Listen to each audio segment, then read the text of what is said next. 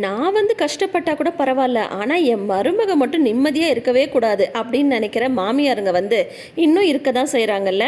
அப்படி ஒரு மாமியார் தான் வந்து மலருக்கு வந்து வாச்சிருக்காங்க. இப்போ மலர் வந்து கொடைக்கானலில் ஹஸ்பண்ட் கூட ஒரு 2 வாரத்தை பேசலாம் அப்படின்னு சொல்லி உட்காந்தாலும் அவங்க மாமியார்கிட்ட வந்து ஃபோன் மேலே ஃபோன் வந்துட்டே இருக்குது. அப்படி என்ன தான் கேட்டிருப்பாங்க மலர்கிட்ட, வாங்க பார்க்கலாம். வெல்கம் டு சீரியல் அரங்கம். இந்த அரங்கத்தை எப்போவுமே ஹவுஸ்ஃபுல்லாக வச்சுக்க வேண்டியது உங்களோட பொறுப்பு இல்லையா? நீங்கள் சேனலை ஃபஸ்ட் டைம் பார்க்குறீங்கன்ற மாதிரி இருந்தால் சேனலை சப்ஸ்கிரைப் பண்ணிக்கோங்க. பக்கத்தில் இருக்க நோட்டிஃபிகேஷன் பெல் ஐக்கானில் ஆல் சிம்பிள் கிளிக் பண்ணிக்கோங்க.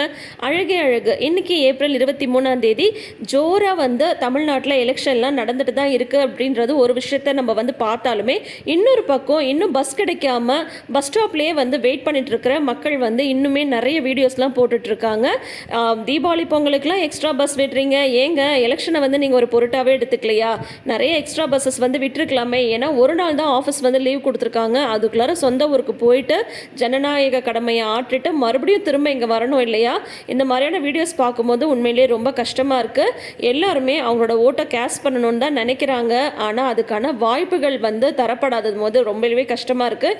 நீங்கள் உங்களோட ஓட்டுக்களை போட்டிங்களா? மறக்காமல் கமெண்ட் செஷனில் வந்து சொல்லுங்கள். சரி, இப்போ வாங்க நம்மளுடைய கடமையை வந்து பார்க்கலாம். அதாவது ரிவ்யூ சொல்கிறத வந்து பார்க்கலாம். இப்போது அழகே அழகு சீரியலில் கொடைக்கானல் ட்ரிப் வந்திருக்காங்க. 3 ஜோடி வந்து வந்திருக்காங்க. இங்கே வந்ததுக்கப்புறம் தான் தங்கராஜு கூட ரொமான்ஸ் வரும் போல இருக்கே. ரேவதி வந்து நின்று அந்த காட்சிகள் எல்லாம் இயற்கை காட்சிகளை பார்த்துட்டு இருக்கும்போது, என்ன நான் வந்து பக்கத்தில் நிற்கிறேன், நீ என்னென்ன வேடிக்கை பார்த்துட்டு இருக்க அப்படின்னதும், கல்யாணத்துக்கு அப்புறம் இப்போ தான் வெளியிலேயே வரும், அப்போது நம்ம இதெல்லாம் பார்க்க வேணாமா அப்படின்னதும், என்ன இப்படி சொல்லிட்டேன், கல்யாணம் ஆனதும் நம்ம தான் ஹனிமூன் போனோம்ல அப்படின்னு சொல்லும்போது, ஆமாம் போனோம் தான், அந்த ஒரு தடவை ஊட்டிக்கு வந்து கூட்டிகிட்டு போனீங்க, அவ்வளோதான், அங்கேயும் வந்து நான் வாந்தி எடுக்கிறேன்னு சொல்லிட்டு என்னை வந்து திட்டிகிட்டே இருந்தீங்க, அதுக்கப்புறம் எப்பயாவது வீட்டை விட்டு வெளியில் கூட்டிகிட்டு வந்தீங்களா? இப்போ தானே வந்திருக்கேன், அதனால தான் வெளியுலகத்தையே பார்க்குறேன் அப்படின்னு ரேவதி வந்து சொல்கிறாங்க. ஐயோ என்ன சொல்லும், நீ இந்த மாதிரிலாம் வந்து சொல்லிட்ட அப்படின்லாம் நீ வந்து நினைக்காத, நான் உன்னை நல்லா பார்த்துக்கலையா? நல்லா தானே பார்த்துக்கிறேன், ஏன் இந்த மாதிரிலாம் பண்ணுற அப்படின்னு சொல்லிட்டு தங்கராஜா இது அப்படின்னு சொல்லிட்டு நம்மளுக்கே வந்து தோணுது. ஏன்னா ரேவதியை வந்து சந்தோஷமாக வச்சுக்கணும்னு சொல்லிட்டு அவர் வந்து பேசிட்டு இருக்காரு. சரி ஓகே, இது ஒரு புறம் இருக்கட்டும். இன்னொரு புறம் வந்து பார்த்தீங்கன்னா அவங்களுக்கான ரூமில் வந்து மதியும் சுரேஷும் வந்திருக்காங்க. ஒவ்வொருத்தரும் ஒவ்வொரு பக்கம் உட்காந்துட்டு இருக்காங்க. ஃபோட்டோ எடுக்கும்போது மதி எதுவும் வந்து ரியாக்ட் பண்ணல, நார்மலாக தான் ஃபோட்டோக்கு வந்து நின்னாங்க. அதுவே சுரேஷ்க்கு பெரிய ஆச்சரியமாக இருக்கும்போது, நீ வந்து ஃப்ரெஷ்அப் ஆகலையா அப்படின்ட்டு மதிட்ட வந்து கேட்குறாங்க. இல்லை நான் அப்புறமா ஃப்ரெஷ்அப் பண்ணிக்கிறேன் அப்படின்னு சொல்கிறாங்க. அந்த ஒரு ஹெசிடேஷனை வந்து சுரேஷ் வந்து ரொம்ப அழகாக புரிஞ்சுக்கிறாரு. அவர் போயிட்டு ஃப்ரெஷ்அப் ஆகிட்டு வெளியில் போய் நின்றுக்கிறாரு. ஏன்னா இவங்க வந்து கொஞ்சம் ஃப்ரீயாக வந்து ரெடி ஆவாங்க இல்லையா? அதனால் அதை எல்லாத்தையுமே மதி வந்து கவனிச்சுட்டு தான் இருக்காங்க. எந்தளவு பெண்களுக்கு இவர் வந்து மரியாதை கொடுக்குறாரு அப்படின்றத மதி வந்து கவனிச்சுட்டு தான் இருக்காங்க. ஸோ இந்த ட்ரிப்பை முடிச்சுட்டு போகிறது கண்டிப்பாக மதியோட மனசில் சுரேஷ் வந்து கொஞ்சமாக ஒரு இடத்த வந்து பிடிச்சிடுவாரு அப்படின்னு தான் வந்து தோணுது. அடுத்தது வந்து பார்த்தா நம்மளோட மலரும் பாக்யராஜும் மலருமே வந்து உட்காந்து ஜாலியாக நிம்மதியாக அப்படியே உட்காந்து சுற்றி அந்த வேடிக்கை பார்த்துட்டு இருக்காங்க. என்ன மலரு இங்கே உட்காந்து என்ன பண்ணிட்டு இருக்க அப்படின்னதும், ஒன்றும் இல்லை, இப்போ தானே வந்து வீட்டை விட்டு இத்தனை வருஷத்தில் நான் வந்து வெளியவே வந்திருக்கேன், அதனால தான் இதெல்லாம் பார்த்துட்டு இருக்கேன் அப்படின்னு சொல்லும்போது, நம்ம இதுக்கு முன்னாடி இந்த மாதிரி வெளியிலே வந்ததில்லைல்ல அப்படிங்கும்போது, எங்கே கூட்டிகிட்டு வந்தீங்க, சொல்லிட்டு மட்டும்தான் இருந்தீங்க, அது மட்டும் இல்லாமல் இப்போ இதுக்கு பெர்மிஷன் வாங்குறதுக்கே போதும்னு ஆயிடுச்சு. ஏதோ வந்து சுரேஷ் மதி தங்கராஜ் அண்ணா இவங்கெல்லாம் வந்ததுனால நம்மளுக்கும் சேர்த்து பர்மிஷன் கொடுத்தாங்க, இல்லைன்னா நம்மளை தனியாக அனுப்பியிருப்பாங்களா? கண்டிப்பாக மாட்டாங்க அப்படின்னு வந்து மலர் வந்து சொல்லி ஃபீல் பண்ணிட்டு இருக்கும் போதே கரெக்டாக அவங்க மாமியார்ட்ட வந்து ஃபோனு இதோ சொல்லி வாய மூடல, இதோ ஃபோன் வந்துருச்சுல்ல அப்படின்னு சொல்லிட்டு மலர் வந்து சொல்கிறாங்க. உடனே அவங்க மாமியார் பேசுகிறாங்க, ஏன் மலர் இந்த கோதுமை மாவு டப்பாவை எங்கே தான் வச்ச, நீ வந்து கூட்டிகிட்டு வந்து விட்ட சமயக்காரி எந்த பொருள்னாலும் எங்கே இருக்குன்னு தெரியலன்னு ஒரே பதில சொல்லிட்டு இருக்கா அப்படின்னா தான் உடனே அவங்க அந்த ஷெல்ஃபில் மேலே இருக்குது அப்படின்றாங்க. அதுக்கப்புறம் மத்தியானம் என்னத்தை தான் அவள் சமைச்சாலும் சாப்பாடு நல்லாவே இல்லை தெரியுமா அப்படின்னு சொல்லும் போது, அத்தை காலையிலைக்கும் மத்தியானத்துக்கும் நானே தானே சமைச்சு வச்சுட்டு வந்தேன் அப்படின்னு சொல்கிறாங்க. ஓ அப்படியா? ஆமாம் நானுமே மறந்துட்டேன், ஆனால் சாயந்தரம் இப்போ ஒரு காஃபி போட்டு கொடுத்தா பாரு, ஒரே கசப்பு, அவளுக்கு காஃபியே போட தெரில, எப்போ தான் நீ வருவ அப்படின்னதும், அத்தை இதோ இப்பயே ஒரு நாள் ஓடிடுச்சு, இன்னும் 2 நாள் தான் அத்தை, நான் வந்து வந்துடுவேன் அப்படின்றாங்க. 2 நாள் எப்படி சமாளிக்கிறதுனே தெரில. சரி ராகவி எங்க உன் கூட தானே இருக்கா அப்படின்னதும், ஆமாம் ஆனால் மதி ரூமில் இருக்கா அப்படின்ற மாதிரி மலர் வந்து சொல்லிடுறாங்க. ஓ அப்படியா, அவளை வந்து பத்திரமா பார்த்துக்கோ, பனிலெல்லாம் கூட்டிகிட்டு போகும்போது காதுக்கெலாம் பஞ்செல்லாம் வச்சு அடித்து இழுத்துட்டு போ, சரியா? ஸ்வெட்டர் போட்டு விடு குழந்தைக்கு, அப்படியே வந்து ஏதாவது அவளுக்கு சளி பிடிச்சிட்டு போகுது அப்படின்ற மாதிரி அடுத்தடுத்து ராகவி பற்றியே கேட்டுட்டு இருக்காங்களா. அதுக்கப்புறம் இன்னொரு விஷயம் வீட்டில் வந்து அப்படின்னு சொல்ல ஆரம்பிக்கிறாங்க. உடனே பாக்யராஜ் வந்து ஃபோனை வாங்கி ஹலோ அம்மா இங்கே வந்து டவர் இல்லைம்மா, ஹலோ அப்படின்னு சொல்லிட்டு கட் பண்ணி விட்டுறாரு.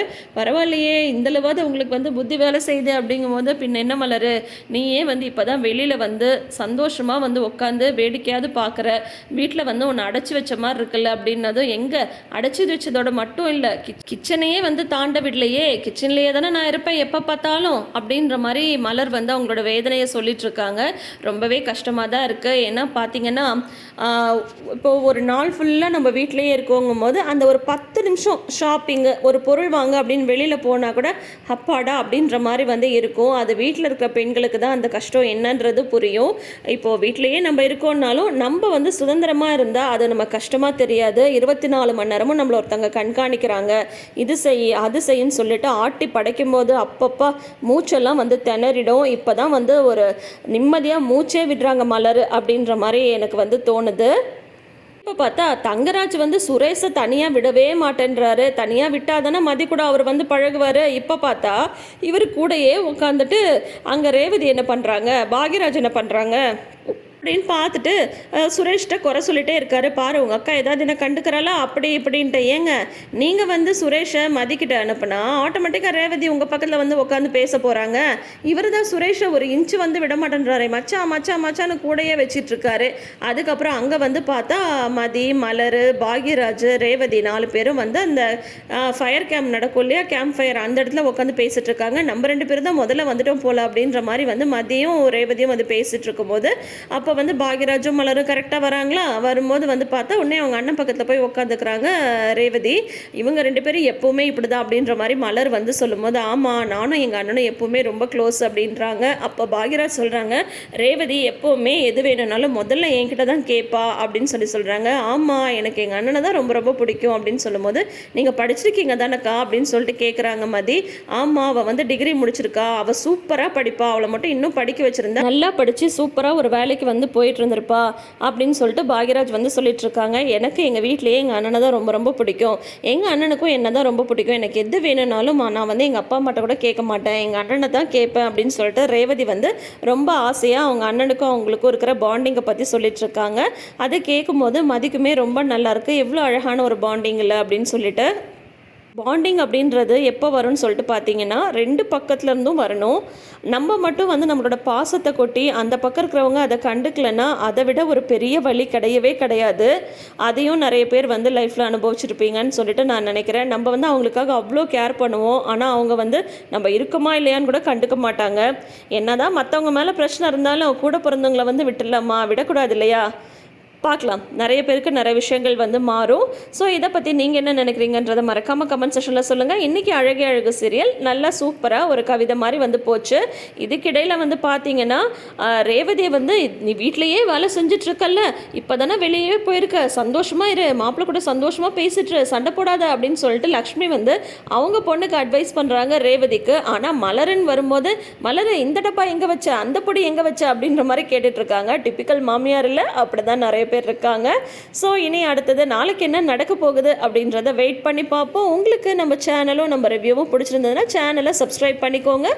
ரிவ்யூ பிடிச்சிருந்ததுன்னா வீடியோக்கு ஒரு லைக் கொடுங்க. தேங்க்யூ.